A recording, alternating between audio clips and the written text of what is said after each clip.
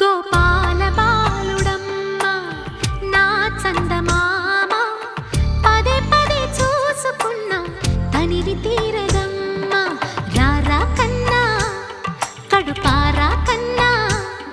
నా చిటికెలు వింటూ